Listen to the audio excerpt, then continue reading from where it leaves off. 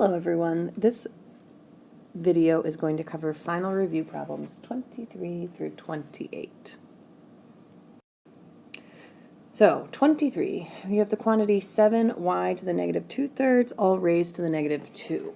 A word of comfort to you, you won't have something quite this complex on the final exam. Remember, when you're raising a power to a power, as long as there's no addition or subtraction in here, you can just distribute this power. So we're just going to do that. So it's going to be 7 to the negative 2 and y to the negative 2/3 times the negative 2, because a power to a power we multiply. So you also need to remember that when you have a negative exponent, you need to take the reciprocal. So that's where the 1/49 comes from, because we make it 1/7 squared, which then turns into 1/49. So then y to the negative 2/3 times 2, multiplying fractions, you just multiply across, and it becomes 2 times 2 is 4, 3, negative times negative makes it a positive. So you can write your answer like this, or you can write your answer like this. They are equivalent. You might see some that are more like 100 to the 3/2, and you might be asked to simplify something like that. So in this case, you want to keep in mind that you would change to radical form, where the denominator is always the index. So it's a square root. I can put the 2 there, of 100. And you can either do square root of 100 cubed, or you can do square root of 100 and have that cubed. And this second method seems to be the easier usually, because a lot of times in these problems you'll see you can simplify the radical first and then cube it. So if we think about the square root of 100, square root of 100 is 10. So 10 to the 3rd is just going to be 1,000.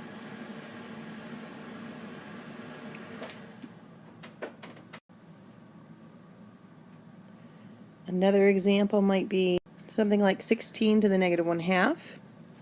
So you would need to flip the 16, make it 16 to the 1/2 because of that negative. Anytime we have a negative, we need to flip it.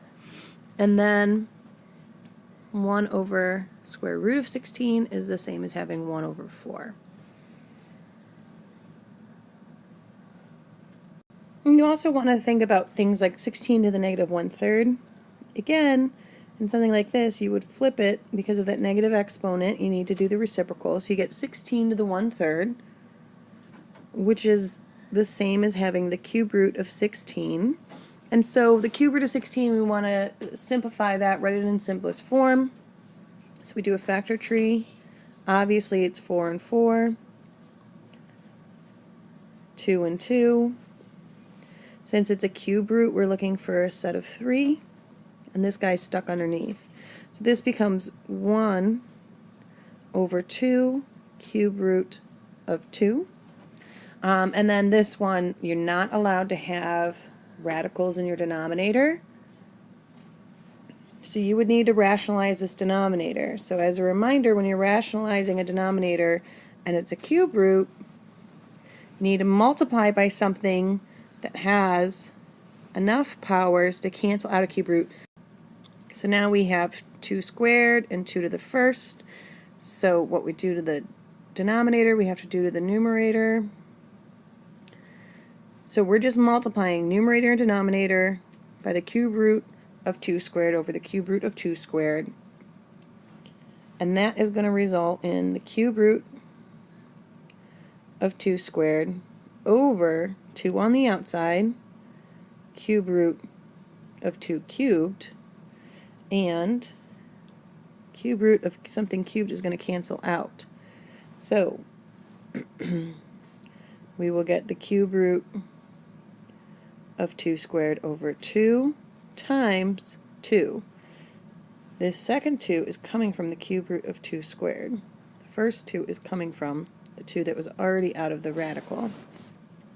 So simplifying all of that, my numerator There's not going to be a perfect cube there, so I'm just going to rewrite that as cube root of 4 over 4. And as a reminder, I can't simplify this top and bottom because something under the radical cannot be simplified with something outside of the radical. So this would be your final answer. Number 24 is a rationalizing the denominator problem. You have to remember you can never have a radical in your denominator. And if you do, much like the last problem, you have to multiply by something top and bottom to cancel it out. But if you have a binomial, you need to multiply by the conjugate. Remember, the conjugate has the same exact first and last terms, it just has the opposite sign. So since that one's a minus, we will multiply by plus. You have to do it top and bottom. Okay? So on the top, this is one term, 5 square root of 3. It's the same as having 5x times 2 plus x. You would multiply the 5x times the 2 and get 10x. Much like you would take 5 square root of 3 times 2, and we're going to get 10 square root of 3. Then you need to multiply the 5x times the x, and you're going to end up with a 5x squared. I'm just trying to link it to something you already know how to do. So 5x square root of 3 times the square root of 3 is going to be plus 5 square root of 3 squared, because something times itself is squared, right? Then on the bottom, we're going to have to FOIL. So 2 times 2 is 4. 2 times square root of 3 is 2 square root of 3. Then we are going to take the negative square root of 3 times the 2 minus 2 square root of 3. And a negative square root of 3 times a positive square root of 3 is a negative square root of 3 squared, or 9. It doesn't really matter if you write it like this or you write it like this, it's equivalent. So now we want to combine like terms and simplify things. In the numerator, my 10 square root of 3 can't be simplified, but 5 times the square root of 3 squared is the same as 5 times 3. In the denominator, 2 square root of 3 minus 2 square root of 3 cancels out. That's why we multiply by the conjugate. So it's going to be 4 minus the square root of 9, which is just a 3. So all of this again simplifies to 10 square root of 3 plus 15 all over 1, which I don't need that 1 in the denominator.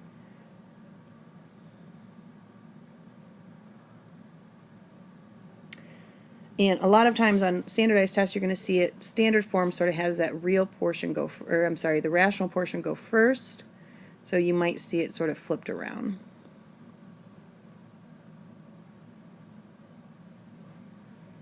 But these are the same. More examples like that. Let me give you one more.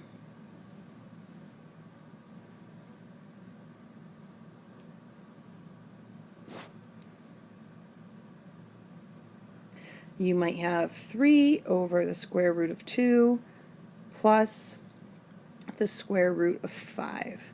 So in this case, again, we need to multiply by the conjugate even though they're both square roots. 2 minus square root of 5. So first and last stay the same. You just use the different sign. So I'm going to just distribute, so I get 3 square root of 2 minus 3 square root of 5 all over square root of 4. And the nice thing is you can multiply, as long as the radicals are the same, you can multiply what's underneath. So 2 times 5 is 10, square root of 10 plus square root of 10 minus square root of 25. So simplifying the numerator, these are not like radicals, so I cannot combine them. It will just stay 3 square root of 2 minus 3 square root of 5 all over square root of 4 is 2, square root of 10 plus square root of 10 cancels out, minus square root of 25, which is 5. 3 square root of 2 minus 3 square root of 5, all over a negative 3. So this is kind of like the quadratics. As long as these pieces outside of the radical, all three of them, are divisible by the same number, then you can simplify it and it will become square root of 2 minus square root of 5. Oops, but that's over a negative 1. Sorry, I just caught that, which is going to make it, it's basically going to flip everything so that it becomes negative square root of 2 plus square root of 5, because you're dividing it all by a negative 1. Okay, if you are given a problem like number 25, you're just multiplying. You're using distributive property, FOIL, however you want to view it, like you always do, and you know how to do this. So we're going to just take 2 square root of 5 and distribute it. So 2 square root of 5 times 2 square root of 3, multiply the outside times the outside, and the in times the in. So 2 times 2 is 4, square root of 5 times square root of 3 is square root of 15. 2 square root of 5 times square root of 5 is going to be plus 2 square root of 25. And then I'm going to take the negative square root of 3 and distribute that in. So again, inside times inside, so it's going to be minus 2, because there's a 1 in front times this 2. Square root of 3 times square root of 3, square root of 9. Negative square root of 3 times square root of 5 is going to be a minus square root of 15.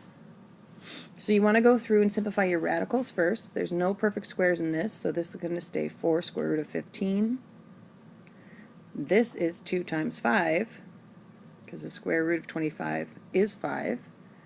This is 2 times 3, because the square root of 9 is 3, minus the square root of 15. So we have like radicals here.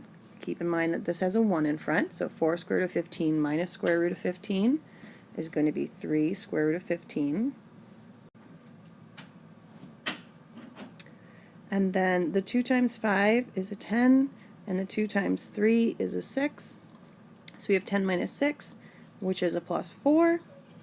And then we can just sort of reorder that so it's not like that. The rational portion going first, so the 4 going first, plus 3 square root of 15.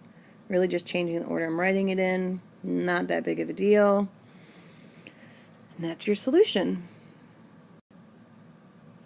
So here we have 2 times the cube root of 16. Again, cube root, we're looking for things that multiply by themselves 3 times that go into 16. Obviously 16 is 4 and 4, 2 and 2, 2 and 2. So we have this set of 3. This guy stays inside. Bringing this 2 down. The cube root of these 3 2's is a 2. And then this guy does not get out, so he is stuck underneath. Simplifying those, we end up with 4 cube root of 2.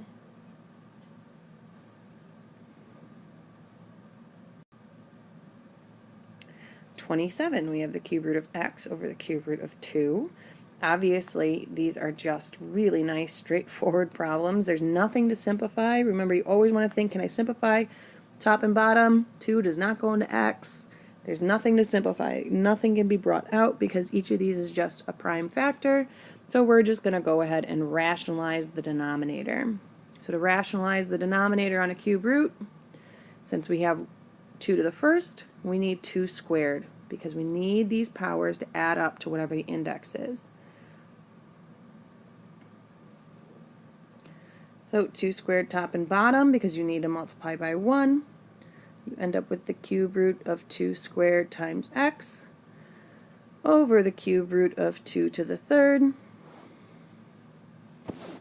which is equal to the cube root of 4x over 2.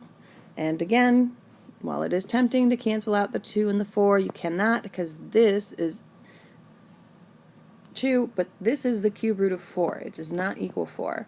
So you can't simplify if it's under the radical with something outside of the radical. Just another rationalizing problem that you might see. Let's see. You could have something like square root of 8x y over the square root of, let's say 2y squared. So again, this is where a lot of you guys got in trouble the first go around with this, is that you would always automatically go into rationalizing mode. You really should check top and bottom. 2 goes into 8 4 times. So I know up top I'm going to have a 4. The 2 cancels out in the bottom. X doesn't have anything to cancel with. And then this y cancels with one of these y's. So I still have a y in the denominator. So now I can rationalize because there's nothing to simplify top and bottom. So because it's a square root, I only need 2. I already have 1.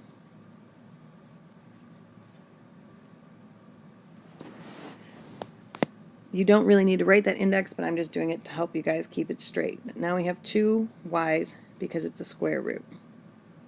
So you end up with the square root of 4xy all over the square root of y squared,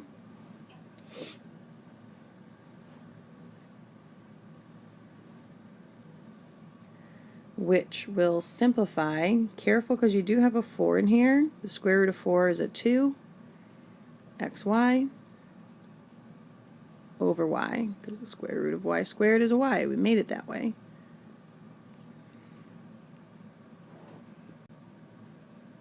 All right, number 28.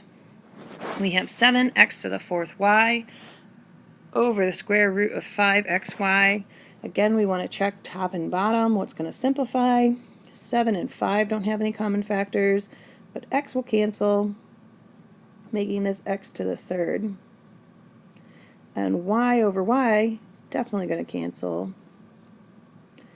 So we are left with the 7 and an x to the 3rd in the numerator, and a 5 in the denominator.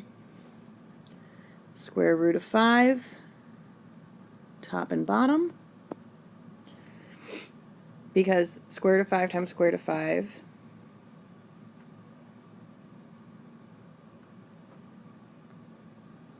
is square root of 25, which simplifies to 5. Oops, I lost my top one. Keep in mind, you do have to double check that these simplify. We know 35 is just the 7 and the 5, so that won't simplify. But x to the 3rd, you can get 1x out, and 1x is going to stay in. And I'm going to sort of do that over here. The square root of x to the 3rd is like having the square root of x times x times x, right? The index isn't written, it's a 2. So this is why you get an x out and an x in. Okay?